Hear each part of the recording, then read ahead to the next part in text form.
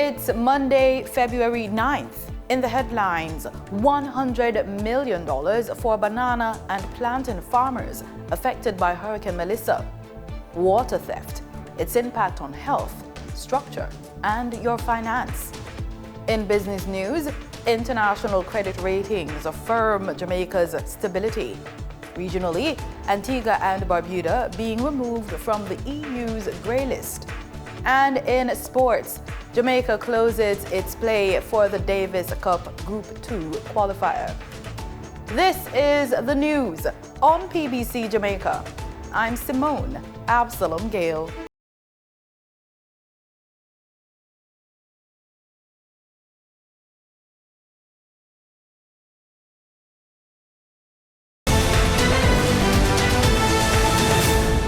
Help is coming for banana and plantain farmers who were badly affected by Hurricane Melissa last October. The Ministry of Agriculture, Fisheries and Mining has announced a $100 million recovery program to aid their recovery. The initiative, to be implemented by the Banana Board and the Rural Agricultural Development Authority, is expected to assist about 5,000 farmers and rehabilitate more than 2,500 hectares of damaged farmland. Speaking at a press briefing at the ministry's head office in Hope Gardens, St. Andrew, Portfolio Minister Floyd Green said farmers will receive fertilizer support based on verified damage assessments and farm size. Minister Green notes that while banana and plantain crops typically take 6 to 8 months to recover, the intervention is expected to accelerate that process. He also revealed that some farmers have already begun rebuilding, supported by a catastrophe fund funded by the Banana Board, with payouts already issued to assist the nutritional programs. The National Water Commission is stepping up its crackdown on illegal water connections, warning that water theft is putting communities, public health, and national water security at risk.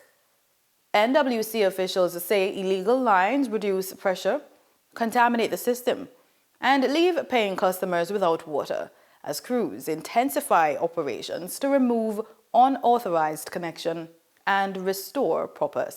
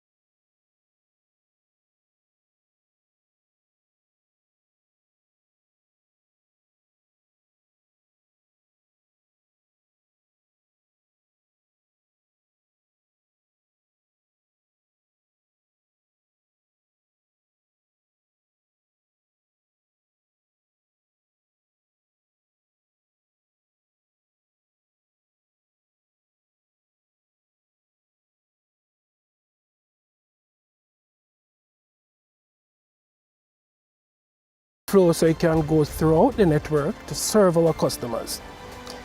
Illegal connections are uncontrolled points of connection on our network. These are connections that are not supervised and controlled, wherein people normally make it and the water run to waste.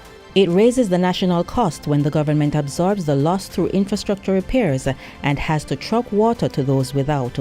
It undermines public trust when law-abiding customers experience inconsistent supply while seeing others receive water illegally. It also poses safety to the workers of NWC, where some persons utilizes the NWC pipeline for grounding purposes when they are also extracting electricity. So when our workers are there to remove it, then it becomes a safety risk. Sometimes illegal connections run across other person's property, and these illegal lines from JPS as well that they utilize also goes across, which can cause harm to individuals not knowing that it is there. It can also cause contamination to our system, wherein there is no system set up to prevent the water from coming back into our system when the illegal connection is taken. So they take it, store it at one point, and it can also return to the system and supply to somebody else. So they can now have a contaminated source, and it comes back from the contaminated source into the system and causes danger to persons below that point of the connection. We'll continue this feature in our next newscast. Health and Wellness Minister Dr. Christopher Tufton has welcomed the donation of 10,000 square foot ballistic rated medical dome and up to 100 hospital beds to assist Cornwall Regional Hospital in St. James, saying it will ease pressure on the accident and emergency department. The support comes as the hospital continues recovery and rehabilitation following damage from Hurricane Melissa last October. Dr. Tufton says services are steadily being restored, with 75 beds returned in recent weeks, bringing capacity to about 259 beds, or 75% of pre-hurricane levels, after the storm had knocked out nearly half of the hospital's beds and increased A&E wait times. Minister of Education Dr. Dana Morris-Dixon says her participation in the 2026 World Government Summit was enlightening. In a short report on social media, the Education Minister explained that she was able to share information about Jamaica's system and learn from other education officials from across the globe. It was all about coming here to talk about education, to learn more about what we could do better. I got the chance to meet with some of our key multilateral partners that are supporting education in Jamaica. I was able to talk about what we are doing in Jamaica to improve the entire education system and to do so to a world audience. She says she was able to speak with potential partners who would be able to help Jamaica further its own education agenda. And also to develop relationships that can help us in furthering our own education institutions, especially when it comes to technology, artificial intelligence, how we get our children to be the best and in demand anywhere they will go. The summit was held under the theme, Shaping Future Governments. It brought together government officials, international organizations, thought leaders, and private sector leaders from around the globe to foster international cooperation and innovative solutions for future challenges. Plans are moving ahead for the redevelopment of Rudolph Elder Park in Morant Bay, aimed at improving recreation, preserving history, and boosting economic activity in St. Thomas. Chief Executive Officer of the St. Thomas Municipal Corporation in Jamaica, Mr. Kevin McIndoe, went on a site visit recently. Some of the features that will be included in this park include a jogging trail, a concessionary area, and a newly redeveloped bathroom. Funded by the Ministry of Economic Growth and Infrastructure Development, the project will modernize the park with upgraded infrastructure, new amenities such as sports courts, a water fountain, parking, and rental shops, while ensuring accessibility and community input. The project is expected to go to tender before the end of the current fiscal year, with construction slated to begin in the second quarter of the 2026-2027 financial year, and will also incorporate historical storytelling to honor Morant Bay's cultural legacy. Time now for the Business Report with Denise Williams.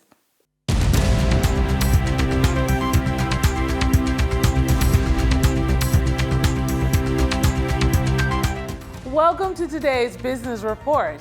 I'm Denise Williams, bringing you the developments shaping markets, capital access, and business decision-making across Jamaica and the region. Let's get into the stories that matter. In a statement issued on February 5, Fitch Ratings has affirmed Jamaica's long-term foreign and local currency issuer default rating at BB- and maintained a stable outlook. The rating agency cited the government's continued commitment to macroeconomic stability, even as it manages the fallout from Hurricane Melissa, which caused an estimated US $8.8 billion in physical damage, equivalent to 40% of gross domestic product. Fitch projects temporary economic contraction in 2025 of 1.5% and 2.6% in 2026 as reconstruction advances. Still, it highlighted Jamaica's strong financial preparedness, including multilateral loan support, insurance coverage, and contingency funds.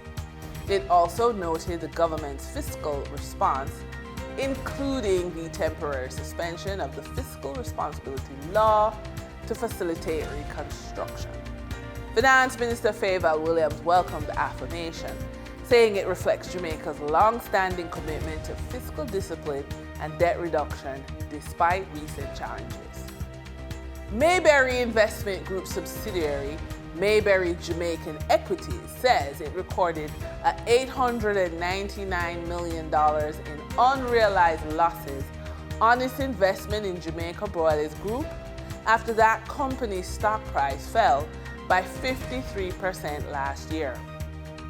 Unrealized losses refer to paper losses caused by decline in the market value of investments that are not recognized until the assets are sold.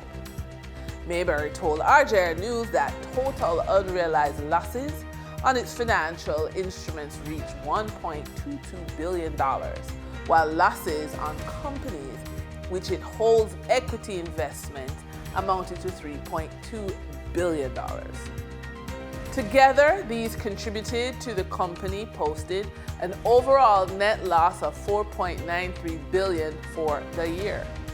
The sharp declining Jamaica Broilers share price prompted Mayberry chairman Christopher Berry to say he is shocked and disappointed by the developments at the company's U.S. subsidiary.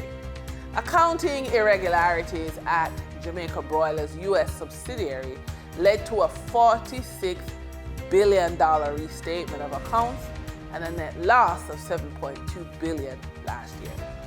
For the trading period of February 6, 2026, the most actively traded securities were Trans-Jamaican Highway Limited with 4,870,703 units, representing 26.46% of market sales activities. Kentire Holdings Jamaica Limited with 2,704,664 units, representing 14.69% of market sales activities. Wigton Energy Limited with 1,202,040 units, representing 6.53% of market sales activities.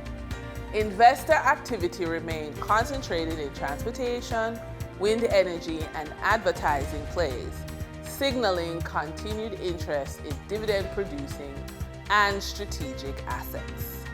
Turning to the foreign exchange market based on Bank of Jamaica data for February 6, 2026, Forex traders recorded significant activity with strong demand across major currencies. For the US dollar, trading margins reflected steady liquidity with the US selling at $157.14 and buying at $155.56. For the Canadian dollar, moderate gains supported by 49-cent transaction spreads. And this meant the Canadian dollar sold for $115.31 and was bought for $114.82. Continued volatility in the British pound offered short-term trading opportunities of $3.63 in profits for the banks. The British pound sold for $212.91 and was bought for $209.28. These movements underscore the importance of cash flow timing and currency awareness for businesses managing import costs, debt servicing, or overseas exposure. In our credit report tip of the day, many professionals experience a disconnect with their credit because they assume their ideas, expertise, and integrity should naturally translate into funding, while banks operate from an entirely different logic centered on risk prediction rather than value creation. Credit is not an evaluation of your intelligence or your vision. It's just a statistical sum of how somebody has historically managed financial obligations under pressure, which banks use to assess predictability and loss avoidance. When professionals take credit personally or view it as a moral judgment, they disengage strategically, overlook that funding conversations begin with structure, track record, and risk signals long before ideas are considered. For our funding and focus feature, once you decide on accessing government funding to grow cash flow in your business, the way you operate must change. Written policies demonstrate operational maturity. Quality control, record keeping, and execution procedures show that a business can meet government standards. We want businesses to understand that creating simple, practical, standard operating procedures support procurement compliance. As an example, our client Trevon once ran operations by memory, but with professional templates, his standard operating procedures demonstrated readiness and reliability. And that's today's business report. I'm Denise Williams, bringing clarity to capital, markets, and strategy. Until next time, stay informed, stay intentional, and keep building forward. See you soon.